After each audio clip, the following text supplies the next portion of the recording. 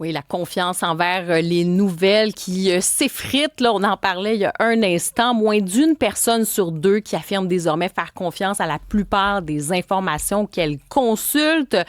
Et il y a donc ces nouvelles données. Puis, est-ce qu'on rejette pour autant les médias traditionnels? Ben non, pas à tout le moins pas au Québec. On ne rejette pas ça. On va faire le point sur ces données, sur cette étude avec le spécialiste Sébastien Charlton, coordonnateur aux opérations du Centre d'études sur les médias CEM de l'Université Laval. Monsieur Charlton, bonjour. Bonjour. Bien, commençons d'ailleurs avec cette étude-là. Qu'est-ce que vous avez observé exactement? Là, ça comprenait quoi, cette étude? Dans le fond, c'est l'édition canadienne de l'enquête du Digital News Report qui se fait dans 48 pays. Donc, nous, c'est à chaque année. C'est sur un paquet de sujets. La confiance, évidemment, est un gros sujet. C'est un gros sujet cette année. Dans notre fait saillant, essentiellement cette année, c'était l'idée que les médias sociaux, pour la première fois, tant à l'international qu'au Canada, étaient la source la plus consultée dans la semaine précédant l'enquête, enfin consultée par le plus grand nombre, dépassant la télévision mais encore là, bon, je vous écoutais tout à l'heure, dans l'exception francophone, les francophones s'informent encore en plus grand nombre par la télévision que par les médias sociaux.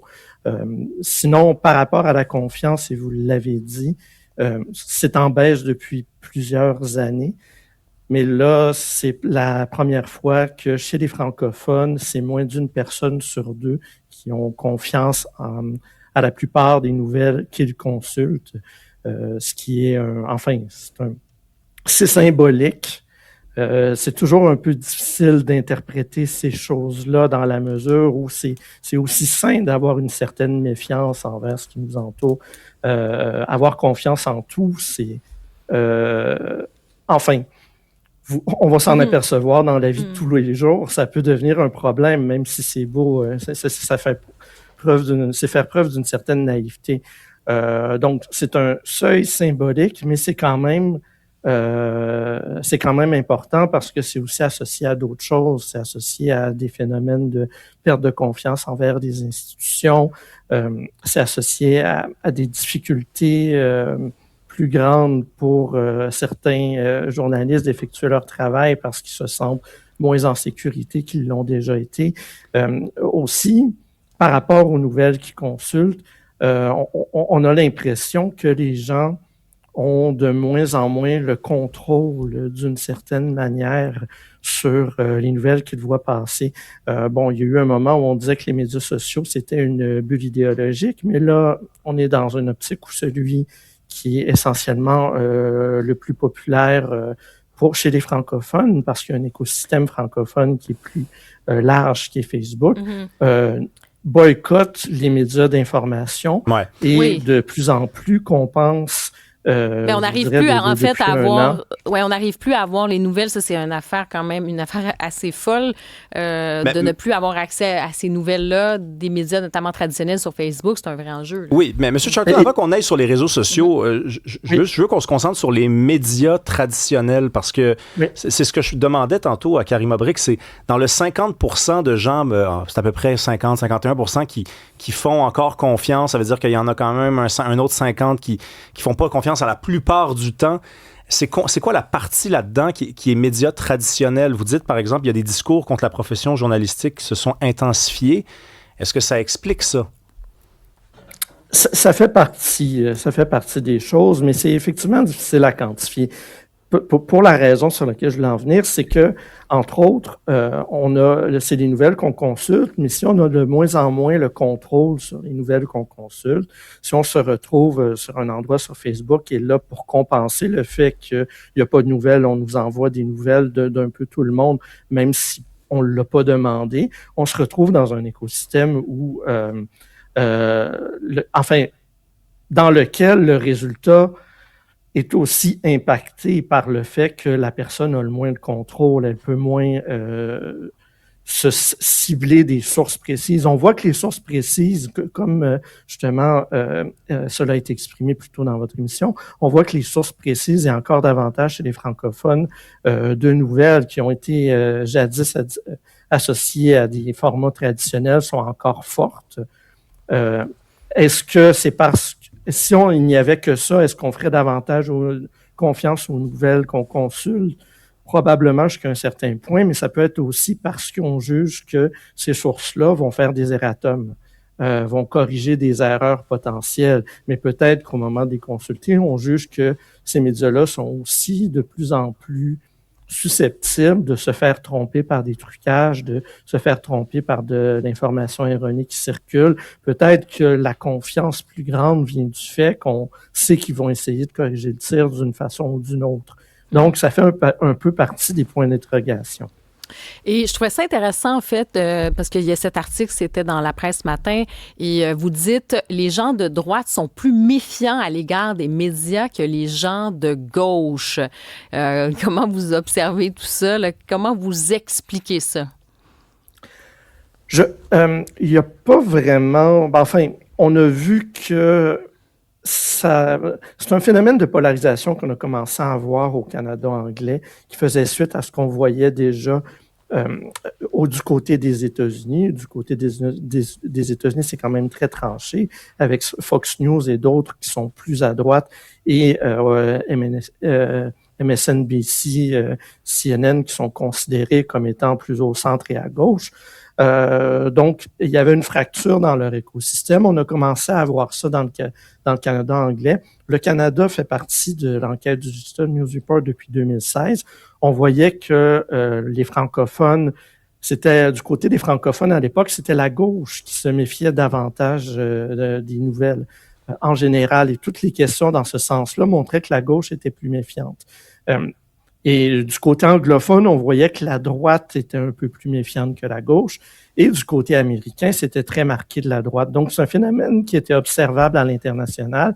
La tendance a progressé. Du côté francophone, c'est un peu comme si on est toujours quelque peu en retard sur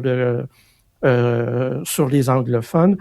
Présentement, l'écart est moindre, mais on observe maintenant aussi ce phénomène-là par lequel la droite fait moins confiance aux nouvelles. Ça se voit pour la confiance envers les médias traditionnels. On avait demandé l'an dernier, par rapport à l'intelligence artificielle, comment on comparait les nouvelles par des journalistes de celles de l'intelligence artificielle. On voyait que les gens de droite avaient tendance à faire plus confiance à l'intelligence artificielle que les gens de gauche et du centre. Et on voyait aussi que les gens plus jeunes faisaient davantage confiance à l'intelligence artificielle pour deux raisons essentiellement distinctes. Allez, rapidement, s'il vous plaît, oui. Oui, les jeunes sont plus technologiques, font plus grande confiance envers les technologiques, ce qui se voit depuis toujours. Et les gens de droite, c'était vraiment par opposition aux journalistes humains envers lesquels ils faisaient moins confiance. OK, bien merci beaucoup, Sébastien Charlton. On va poursuivre la discussion avec Roland-Yves Carignan, qui est directeur du programme de baccalauréat en journalisme à l'UQAM. C'est peut-être aussi, Karima, que les gens de droite font moins confiance envers les médias que les gens de gauche parce qu'ils seraient peut-être sous-représentés dans les médias quand on fait un exercice. Les fameux biais dont je parlais aussi. Bonjour, M. Carignan. Bonjour. Est-ce que les résultats vous surprennent? Vous formez des jeunes journalistes depuis déjà quelques années. Là, on parle donc d'une baisse du niveau de confiance. Est-ce que ça se transpose même chez les jeunes qui veulent devenir journalistes? Drôle de question, mais ils font partie de la population générale, les jeunes.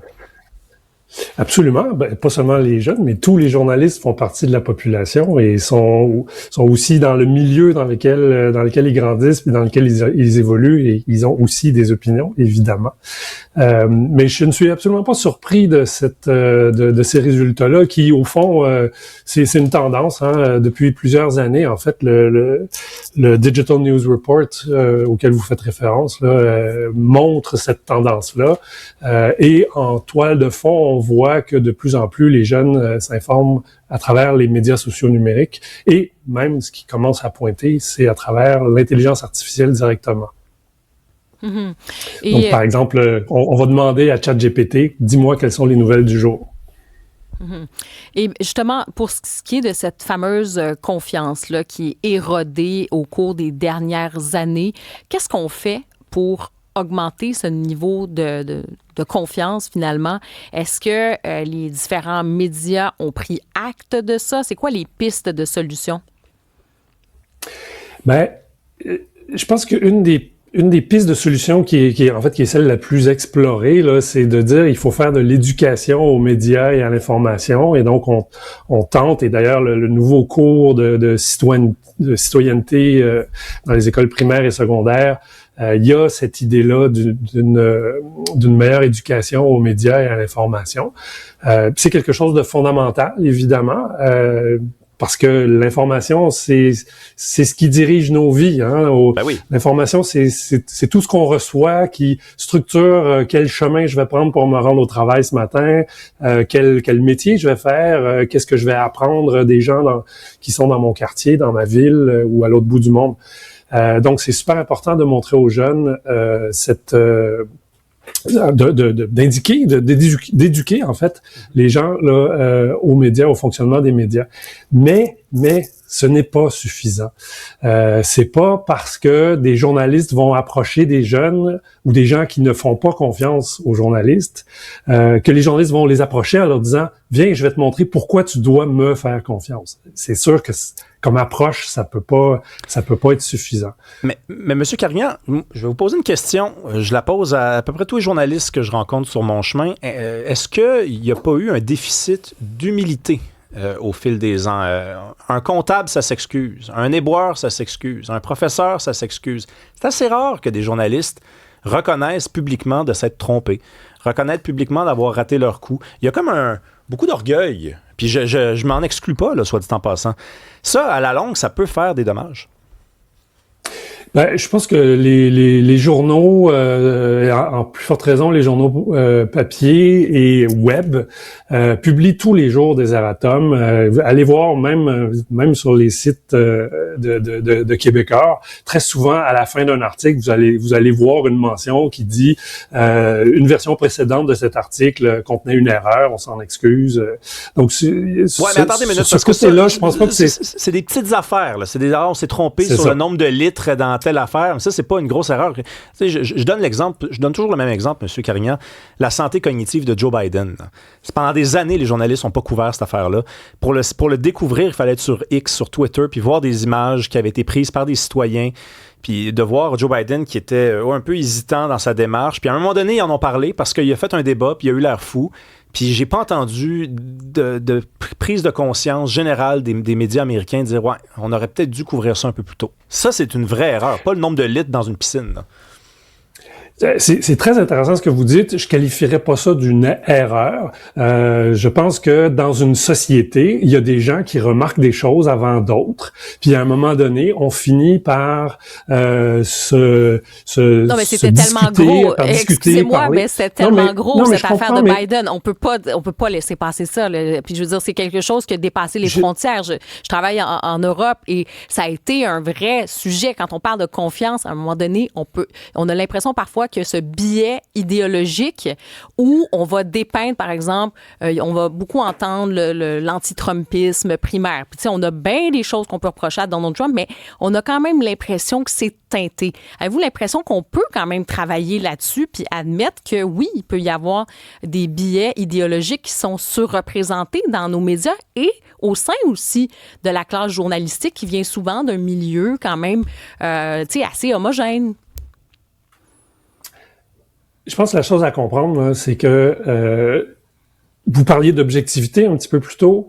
La notion d'objectivité, c'est quelque chose sur lequel on s'entend tous. Hein? C'était très objectif dans le Québec des années 1940, 50 et 60.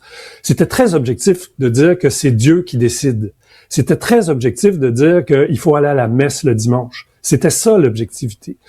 Aujourd'hui, on est dans un marché complètement déréglementé et dérégulé de l'information.